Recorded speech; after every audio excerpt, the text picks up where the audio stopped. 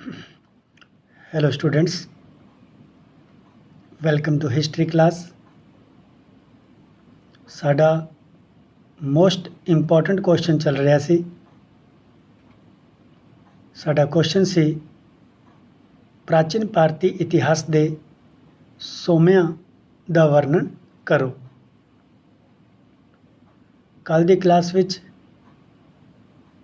असी ये देखा कि भारती इतिहास के सोमिਆਂ ਨੂੰ ਅਸੀਂ 4 ਭਾਗਾਂ ਦੇ ਵਿੱਚ ਵੰਡ ਸਕਦੇ ਹਾਂ। ਇਹਨਾਂ 4 ਭਾਗਾਂ ਵਿੱਚੋਂ ਕੱਲ ਅਸੀਂ ਪਹਿਲਾ ਭਾਗ धार्मिक ਸਾਹਿਤ ਦੀ ਚਰਚਾ शुरू ਕੀਤੀ ਸੀ। ਕੱਲ ਦੀ क्लास कुछ लंबी जरूर सी, परंतु उस विच अनेक महत्वपूर्ण जानकारियां तुहानू दित्तियां गईयां सन। कल की क्लास तो शुरू करते हुए अज असी पहले ही पॉइंट धार्मिक साहित्य नू अगे जारी रखांगे। धार्मिक साहित्य विच असी हिंदू धर्म के ग्रंथों की चर्चा कर चुके हाँ। अज की क्लास विच असी बौद्ध धर्म के साहित्य अते जैन धर्म के साहित्य की संक्षेप विच व्याख्या या चर्चा करांगे। जो क्वेश्चन इंपॉर्टेंट बनणगे छोटे वो तुहानू नाल मैं दसदा चलांगा। शुरू करते हाँ भारती इतिहास के सोमे। इस दे विच बौद्ध साहित्य नू वैदिक साहित्य की तरह ही बौद्ध साहित्य भी बहुत वड्डा है। इतिहासिक दृष्टिकोण नाल बौद्ध साहित्य का बहुत महत्व है।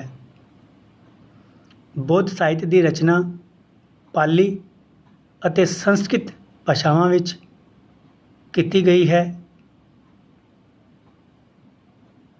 कुछ महत्वपूर्ण बौद्ध ग्रंथों विचों पहला है त्रिपिटक। ये क्वेश्चन बहुत इंपॉर्टेंट है, 2 नंबर का पूछा जाता है। त्रिपिटक बौद्ध धर्म के सब तो पुराने ग्रंथ हैं। पिटक का अर्थ होता है टोकरी। त्रिपिटकां दे नाम सुत्त पिटक, विनय पिटक अते अभिधम पिटक हैं। ये पाली भाषा विच लिखे गए हैं।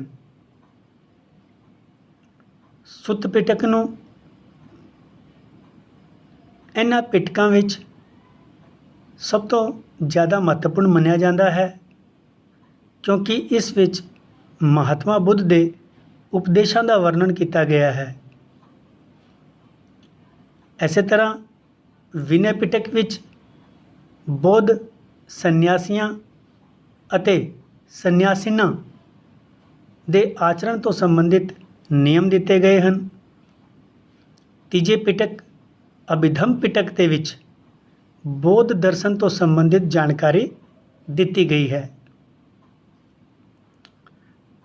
त्रिपिटकां दे अध्ययन तो सानू केवल बौद्ध धर्म के संबंध विच ही नहीं, बल्कि तत्कालीन राजनीतिक, समाजिक अते आर्थिक जीवन के संबंध विच बहुमूल्य जानकारी प्राप्त होती है।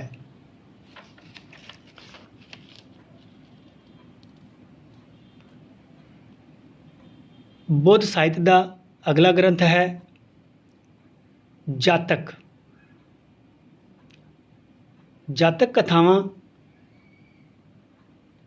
नूं बौद्ध साहित्य विच महत्वपूर्ण स्थान प्राप्त है। इन्हां दी कुल संख्या 549 है अते ये पाली भाषा विच लिखे गए हैं। ਇਹਨਾਂ ਕਥਾਵਾਂ ਵਿੱਚ ਮਹਾਤਮਾ ਬੁੱਧ ਦੇ ਪੂਰਵ ਜਨਮਾਂ ਦਾ ਵਰਣਨ ਕੀਤਾ ਗਿਆ ਹੈ। ਇਹ ਜਾਤਕ ਕਥਾਵਾਂ ਈਸਾ ਪੂਰਵ 3 ਸਦੀ ਤੋਂ 2 ਸਦੀ ਤੱਕ ਦੀਆਂ ਭਾਰਤੀ ਸਮਾਜ ਦੀ ਸਮਾਜਿਕ, ਧਾਰਮਿਕ, ਰਾਜਨੀਤਿਕ ਅਤੇ ਆਰਥਿਕ ਦਸ਼ਾ ਦਾ ਬੜਾ ਹੀ ਸੁੰਦਰ ਵਰਣਨ ਜਾਂ ਸੋਹਣਾ ਵਰਣਨ ਪੇਸ਼ ਕਰਦੀਆਂ ਹਨ। ਅਗਲਾ ਗ੍ਰੰਥ ਹੈ ਮਿਲਿੰਦ ਪੰਨੂ। ਇਹ ਵੀ ਬਹੁਤ ਇੰਪੋਰਟੈਂਟ ਹੈ। ਇਸ ਗ੍ਰੰਥ ਵਿੱਚ ਜੋ 100 ਈਸਾ ਪੂਰਵ ਦੇ ਵਿੱਚ ਲਿਖਿਆ ਗਿਆ ਸੀ, ਇੱਕ ਯੂਨਾਨੀ ਸ਼ਾਸਕ ਮਿਨਾਂਡਰ ਅਤੇ ਬੌਧ ਸੰਨਿਆਸੀ ਨਾਗਸੇਨ ਦੇ ਵਿੱਚ ਹੋਈ ਧਾਰਮਿਕ ਗੱਲਬਾਤ ਦਾ ਵਰਣਨ ਦਿੱਤਾ ਗਿਆ ਹੈ। ਇਸ ਗ੍ਰੰਥ ਤੋਂ ਸਾਨੂੰ ਯੂਨਾਨੀ ਸ਼ਾਸਕ ਮਿਨਾਂਡਰ ਦੇ ਸੰਬੰਧ ਵਿੱਚ ਮਹੱਤਵਪੂਰਨ ਜਾਣਕਾਰੀ ਪ੍ਰਾਪਤ ਹੁੰਦੀ ਹੈ।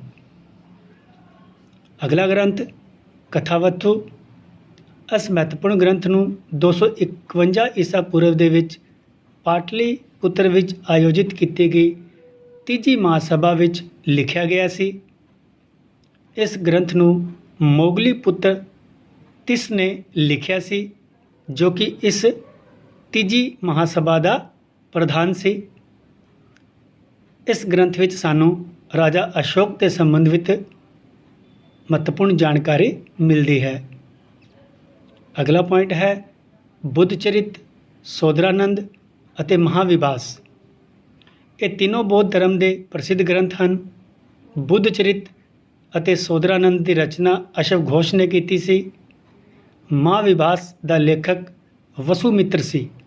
ਇਹ ਤਿੰਨੋਂ ਗ੍ਰੰਥ ਕਨਿਸ਼ਕ ਦੇ ਸਮੇਂ ਵਿੱਚ ਲਿਖੇ ਗਏ ਸਨ ਅਤੇ ਇਹਨਾਂ ਗ੍ਰੰਥਾਂ ਤੋਂ ਕੁਸ਼ਾਣ ਵੰਸ਼ ਦੇ ਸੰਬੰਧ ਵਿੱਚ ਮਹੱਤਵਪੂਰਨ ਜਾਣਕਾਰੀ ਪ੍ਰਾਪਤ ਹੁੰਦੀ ਹੈ, ਕਿਉਂਕਿ ਕਨਿਸ਼ਕ ਕੁਸ਼ਾਣ ਵੰਸ਼ ਦਾ ਹੀ ਸ਼ਾਸਕ ਸੀ। ਅਗਲਾ ਪੁਆਇੰਟ ਹੈ ਲਲਿਤ ਵਿਸਤਾਰ। ਇਹ ਬੌਧ ਧਰਮ ਦੇ ਮਹਾਯਾਨ ਸੰਪਰਦਾਇ ਤੋਂ ਸੰਬੰਧਿਤ ਇੱਕ ਪ੍ਰਸਿੱਧ ਗ੍ਰੰਥ ਹੈ। ਇਸ ਦੀ ਰਚਨਾ ਨੇਪਾਲ ਵਿੱਚ ਕੀਤੀ ਗਈ। ਇਸ ਵਿੱਚ ਮਹਾਤਮਾ ਬੁੱਧ ਦੇ ਜੀਵਨ ਨੂੰ ਬਹੁਤ ਹੀ ਰੋਚਕ ਸ਼ੈਲੀ ਨਾਲ ਪੇਸ਼ ਕੀਤਾ ਗਿਆ ਹੈ। ਅਗਲਾ ਅਤੇ ਲਾਸਟ ਬੌਧ ਗ੍ਰੰਥ ਹੈ ਦੀਪਵੰਸ਼ ਅਤੇ ਮਹਾਵੰਸ਼। ਇਹ ਦੋਵੇਂ ਬੌਧ ਗ੍ਰੰਥ ਲਗਭਗ 5ਵੀਂ ਸਦੀ ਦੇ ਵਿੱਚ ਸ਼੍ਰੀਲੰਕਾ ਵਿੱਚ ਲਿਖੇ ਗਏ ਸਨ। ਇਤਿਹਾਸਿਕ ਪੱਖ ਤੋਂ ਮਹਾਵੰਸ਼ ਦੀਪਵੰਸ਼ ਦੀ ਬਜਾਏ ਜ਼ਿਆਦਾ ਪ੍ਰਮਾਣਿਕ ਹੈ। ਇਹਨਾਂ ਬੌਧ ਗ੍ਰੰਥਾਂ ਵਿੱਚ ਸਾਨੂੰ ਮੌਰਿਆ ਕਾਲ ਦੇ ਇਤਿਹਾਸ ਅਤੇ ਭਾਰਤ ਦੇ ਸ਼੍ਰੀਲੰਕਾ ਦੇ ਨਾਲ ਸੰਬੰਧਾਂ ਦੇ ਬਾਰੇ ਪਤਾ ਚੱਲਦਾ ਹੈ। ਅਗਲਾ ਪੁਆਇੰਟ ਹੈ ਮੇਨ ਜੈਨ ਸਾਹਿਤ।